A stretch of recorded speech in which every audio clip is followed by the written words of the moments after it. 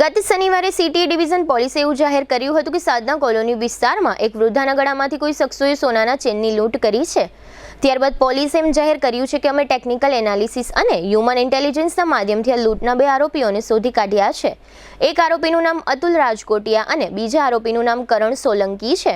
આ બંને આરોપીઓ પોરબંદરના છે। આ શખ્સો ઠેબા ચોકડી તરફથી ઓટો રિક્ષામાં આવ્યા હતા અને આ લૂંટને અંજામ આપ્યો હતો એવું પોલીસે જાહેર કર્યું છે। આ સમગ્ર બનાવ અંગે સિટી ડીવાયએસપી જયવીરસિંહ ઝાલાએ આપેલી વિગતો પ્રસ્તુત છે। ગત તારીખ 13 ડિસેમ્બરના રોજ જામનગર સિટી એ ડિવિઝન પોલીસ સ્ટેશનમાં એક વૃદ્ધ મહિલાના ગળામાંથી સોનાના ચેનનો લૂંટનો બનાવ બનેલો હતો, જે સાધના કોલોની વિસ્તારનો બનાવ હતો અને જેમાં જામનગર સિટી એ ડિવિઝન પોલીસ સ્ટેશનમાં ભારતીય ન્યાય સંહિતાની કલમ 309(6), 351(3) અને 54 મુજબનો ગુનો દાખલ કરવામાં આવેલો હતો।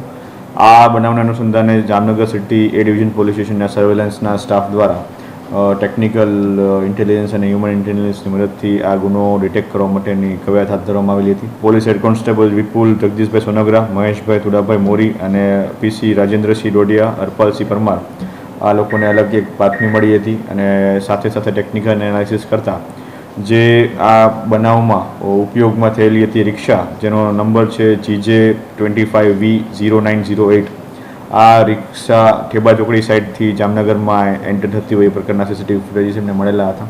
જે ફૂટેજીસનું વધારે એનાલિસિસ કરતા એમાં જે 2 ઈસમો હોય એ એમાં જણાતા હોય કે 2 ઈસમો દ્વારા આ રિક્ષામાં આવેલા હતા અને એ બંને ઈસમોનું ત્યારબાદ તપાસ કરાવતા જે બંને આરોપી જે છે, જેના બંનેના નામ છે અતુલ દિલીપભાઈ રાજકોટિયા, જે પોરબંદરના છે, અને કરણ ઉર્ફે ગઠિયો હિંમતભાઈ સોલંકી, એ પણ પોરબંદરના છે।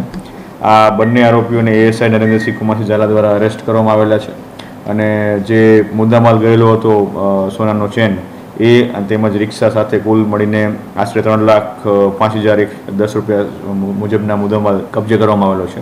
આ બંને આરોપીઓને હાલ પોલીસ કસ્ટડીમાં લઈ અને આગળના પોલીસ રિમાન્ડ માટેની કાર્યવાહી હાથ ધરવામાં આવેલી છે અને આ બનાવ સિવાય અગાઉ આ પ્રકારનો કોઈ બનાવને અંજામ એમણે આપેલો છે કે કેમ, અથવા તો અન્ય કોઈ ગુનાહિત ઇતિહાસ એમની છે કે કેમ, તે બાબતની તપાસ હાલ ચાલુ છે। જીટીપીએલ જામનગર ન્યૂઝના પ્રાયોજક હતા જામનગરને મળ્યો છે એવો સાથી જે દરેક ઇમરજન્સીમાં સેકન્ડને સોનામાં ફેરવે આયુષ હોસ્પિટલ। અનુભવી નિષ્ણાત ડોક્ટર્સની ટીમ સાથે 24/7 ઇમરજન્સી સપોર્ટ।